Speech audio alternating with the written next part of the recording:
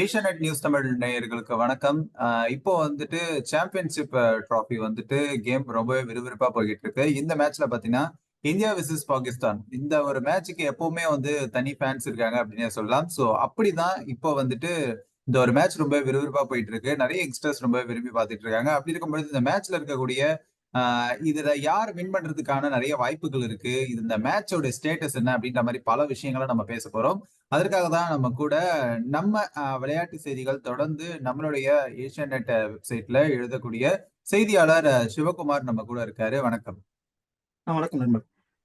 இப்போ வந்து மேட்ச் பார்த்துட்டு இருப்பீங்க. எப்படி இருக்கு இப்போ இந்த இந்தியா விசஸ் பாகிஸ்தான்? இது எப்பவுமே ஒரு ஆர்வத்தை தூண்டக்கூடிய ஒரு மேட்சா தான் எப்பவுமே இருக்கும். இந்த ஒரு டீம் விளையாடுறாங்க அப்படின்னாலே உங்களுக்கு எப்படி இருக்கு? ஆமா, பொதுவா இந்தியா பாகிஸ்தான் மேட்ச்னாலே விறுவிறுப்பா போய்கிட்டு இருக்கும். லட்சக்கணக்கான கோடிக்கணக்கான ஃபேன்ஸ் எல்லாம் பார்த்துட்டு இருப்பாங்க. இதுல யார் அதிகமா ஜெயிப்பான்னு பாத்தீங்கன்னா இந்தியாவுக்கு தான் இப்போதைக்கு சூழ்நிலை வந்து சாதகமா தான் இருக்குது. ஏன்னா பாகிஸ்தான் இப்போ வரைக்கும் 36 ஓவர் வரைக்கும் 165க்கு 5 விக்கெட் ஆயிருக்கிறாங்க. Okay, okay. இதுல வந்து பாகிஸ்தானுடைய பேட்டிங் வந்து ஃபர்ஸ்ட் சூஸ் பண்ணதுக்கான ரீசன் என்னவா இருக்கும்னு நினைக்கிறீங்க பாக்குறப்ப? பாகிஸ்தானுக்கு ஃபேவரட்டா டாஸ் அவங்களுக்கு சாதகமா விழுந்தது. ஸோ ஓகே, அவங்க ஓகே. வந்து ஃபர்ஸ்ட் பேட்டிங் விளையாடி வந்து மோர் ரன்ஸ் 270 கிட்ட அடிக்கலாம்னு சொல்லிட்டு அவங்க பேட்டிங் சூஸ் பண்ணாங்க. பட் அவங்களுக்கு ஃபேவரா போயிருக்கான்னு கேட்டா இப்போ வரைக்கும் அவங்க ஃபேவரா போல. இப்போ ஸ்கோர் கம்பேர் பண்ணும்போது 160 தான் இருக்குது. Okay, okay. ஆக்சுவலா ஃபர்ஸ்ட் இறங்குன பேட்ஸ்மேன் வந்து அவருடைய பெஸ்ட்ட குடுத்தாரு. ஆனா வந்துட்டு பெருமளவு அவங்களுக்கு ஸ்கோர் பாயிண்ட்ஸ் வந்து கிடைக்கல அப்டின்னே சொல்லலாமா? ஆமா, ஃபர்ஸ்ட் பேட்டிங் வந்து பிச்சே வந்து பேட்டிங் பேட்ஸ்மேன் சாதகமா தான் இருந்தது. பட் வந்து ஆஹ், அவங்க வந்து அதை வந்து அடுத்த இதுக்கு கொண்டு போகல.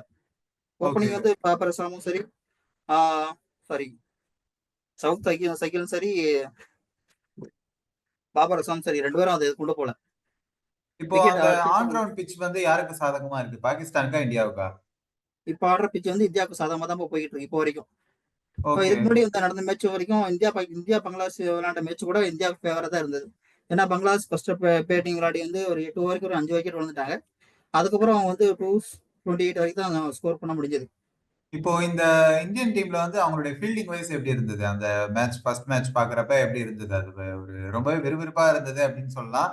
பாகிஸ்தான் அவங்களுடைய பெஸ்ட்ட குடுக்கணும்னு ரொம்பவே ட்ரை பண்ணாங்க. ஆனா வந்துட்டு பாகிஸ்தானுக்கு இன்னொரு டெட்லைன் என்னன்னா, இந்த மேட்ச்ல ஜெயிச்சா தான் அவங்களால அடுத்த கட்டத்துக்கே மூவ் ஆக முடியும் அப்படின்ற ஒரு சிச்சுவேஷன்ல இருக்காங்கல்ல. பாகிஸ்தானுக்கு வந்து இது முக்கியமான மேட்ச். இந்த மேட்ச் ஜெயிச்சா தான் அவங்க வந்து அடுத்த செமிஃபைனலுக்கே போக முடியும். இந்த மேட்ச் தோத்துட்டாங்கன்னா அந்த சாம்பியன்ஸ் டிராஃபில இருந்து வெளியே போக வேண்டியதுதான். இப்போ இந்தியா இந்த மேட்ச் ஜெயிச்சிட்டாங்கன்னா அடுத்த செமிஃபைனலுக்கு ரீச் ஆயிருவாங்க டேரக்டா. ஓகே. ஆனா இந்தியாவுக்கு அந்த நெருக்கடி கிடையாது. பாகிஸ்தானுக்கு கண்டிப்பா ஜெயிச்சே ஆகணுன்ற ஒரு நெருக்கடி இருக்குல்ல அவங்களுக்கு. ஆமா, இந்தியா வந்து இதுக்கு முன்னாடி வச்சு வந்து பங்களாதேஷோட வின் பண்ணிட்டாங்க. அதனால இந்தியாவுக்கு இந்த மேட்ச் வந்து நெருக்கடி கிடையாது.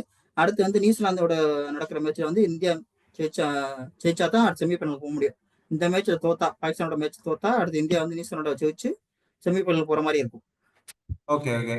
இப்போ இன்னொன்னு என்னன்னா, இப்போ இந்தியன் டீம்ல நெறைய பிளேயர்ஸ் இருக்காங்க. அ யார் வந்து ஃபர்ஸ்ட் இறங்குறதுக்கான வாய்ப்புகள் இருக்கு இப்போ? இந்தியாவோட ஓப்பனிங் வந்து ரோஹித் சர்மாவும் சுப்மன் கில் தான். அவங்க சிசுவல் அந்த ஓப்பனிங் பேர் தான் இப்போ வரைக்கும் போய்கிட்டு இருக்குது. Okay, okay. இப்போ அவங்க அவங்க இறங்குனாங்கன்னா கொஞ்சம் மேட்ச் வந்து சூடு பிடிக்கிறதுக்கான வாய்ப்புகள் இருக்கு. நம்ம அவங்க ஒரு கொஞ்சம் வந்து 52. இன்னொரு பக்கம் இதுவரைக்கும் ஆடுன டீம்ஸ்லயே வந்துட்டு இந்தியா டீம் வந்து இதுவரைக்கும் ஆடுன மேட்ச்ல இப்ப அவங்களுக்கு ஒரு முக்கியமான மேட்ச்ல இது விளையாடுறப்போ. ஆமா, பாகிஸ்தானோட கம்பேர் பண்ணும்போது இந்தியாவுக்கு வந்து இது முக்கியமான மேட்ச். மத்த டீமோட இந்தியா பாகிஸ்தான் மேட்ச்சுக்கு தான் அதிக விறுவிறுப்பு இருக்கும். அதிக ஃபேன்ஸ் இருப்பாங்க. Okay, okay. இப்போ வந்து என்ன இப்போ அந்த ஏரியாவுடைய அந்த ஆன் கிரவுண்டுடைய பார்க்கும்போது, வேற என்ன விஷயங்கள் வந்து நெகட்டிவ் வந்துட்டு பாகிஸ்தானுக்கு இருக்கு இப்போ? இப்போ எதனால அவங்க தோற்கறதுக்கான வாய்ப்புகள் இருக்கா? இல்ல ஜெயிக்கிறதுக்கான பாகிஸ்தானுக்கு வந்து வாய்ப்புகள் இருக்கா? டாப் ஆர்டர் பேட்ஸ்மேன் மட்டும் மிடில் ஆர்டரும் சரி, பாட்டம் ஆர்டரும் சரி, பேட்ஸ்மேன் பிளேயர்ஸ் விளையாடுறதுக்கு ஆள் இல்ல. ஸோ அது வந்து தான் உங்களுக்கு வீக்னஸா தெரியுது. பவுலர்ஸை கம்பேர் பண்ணும்போது சகின் அப்ரிதி இருக்கிறாரு, நசீம் இருக்கிறாங்க, ஹரிஸ் ராஃப் இருக்காரு, அப்ரார் அகமது இருக்கிறான். பவுலிங்ல வந்து பாகிஸ்தான் வந்து கொஞ்சம் ஸ்ட்ரென்த்தா தான் இருக்கு. பேட்டிங் கம்பேர் பண்ணும்போது அவங்களுக்கு வந்து கொஞ்சம் வீக்னஸா தெரியுது. இந்தியன் டீம்ல இந்த மாரி பாசிட்டிவ், நெகட்டிவ்னா என்ன இருக்கு? இதுக்கப்புறம் ஏன்னா அவங்க பேட்டிங் ஸ்டார்ட் பண்ண போறாங்க. சோ இப்படி அவங்க பேட்டிங் ஸ்டார்ட் பண்ணா, அவங்களுக்கு ஒரு நெகட்டிவ், பாசிட்டிவ்ன்ற மாரி என்ன விஷயங்கள்லாம் இருக்கு? இந்தியாவுக்கு வந்து நெகட்டிவ்னு பார்த்தா பும்ரா இல்லாததான் மைனஸ் பாயிண்ட். மற்றபடி பங்களாதேஷோட நல்லா தான் விளாண்டு 5 விக்கெட் எடுத்திருக்காரு. ஸோ சமி இப்போதைக்கு பரவாயில்ல. ஆனால் இப்போ இந்த மேட்ச்ல வந்து சமிக்கு இன்ஜூரி ஆயிருக்கு. அதுதான் இப்போ உள்ள மேட்ச் வந்து ஒரு மைனஸா பார்க்கப்படுது. Okay, okay. ரோஹித் சரி. சர்மாவுடைய ரெகுலரான பேட்டிங் இதுக்கப்புறம் நம்ம எதிர்பார்க்கலாம்ல இந்த மேட்ச்ல கண்டிப்பா. ஆமா, இது வரைக்கும் சரியா விளையாடாத ரோஹித் சர்மா வந்து இந்த மேட்ச்ல வந்து கொஞ்சம் நின்று விளையாண்டாதான் அவருக்கு அடுத்தடுத்த லெவலுக்கு வந்து இது இருக்கு. அவர் கேப்டன்சி வாய்ப்பு நினைக்க முடியும். இல்லாட்டி அவர் வந்து அடுத்து டிராப் பண்ணாதான் வாய்ப்பு இருக்கு. இப்போ இந்த மேட்ச்ல வந்து இந்தியா வின் பண்றதுக்கான சாத்தியக்கூறுகள் என்னென்னலாம் இருக்கு? அதாவது பாகிஸ்தான் கிட்ட ஒரு விஷயம் நெகட்டிவா இருக்கு. இது இந்தியாவுக்கு ஒரு பாசிட்டிவா எடுத்துக்கிட்டா அவங்க வின் பண்றதுக்கான வாய்ப்புகள் நெறைய இருக்கு அப்படின்னா என்ன விஷயங்கள்லாம் இருக்கு இப்போ?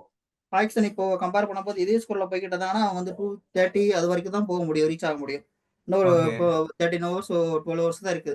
இப்போ வரைக்கும் 170 வரைக்கும் தான் அடிச்சிருக்காங்க. நான் கம்பேர் பண்ண ஒரு 10 ஓவர் வரைக்கும் போனாங்கன்னா, ஒரு 50 ரன்ஸ் தான் அடிக்க முடியும்.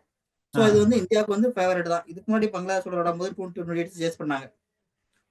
ஸோ இது வந்து இந்தியாவுக்கு ப்ளஸ் பாயிண்ட் தான்.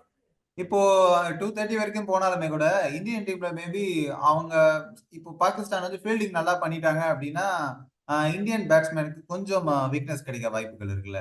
அதான் இந்தியா ஓப்பனர்ஸ் தான் அதுக்கு ரோஹித் சர்மாவும், சுப்மன் கில்ல தான் கொஞ்சம் 10 ஓவர், 12 ஓவர் வரைக்கும் நின்னு விளையாண்டா தான் அதுக்கு உரிய பாசிபிலிட்டிஸ் இருக்கும்.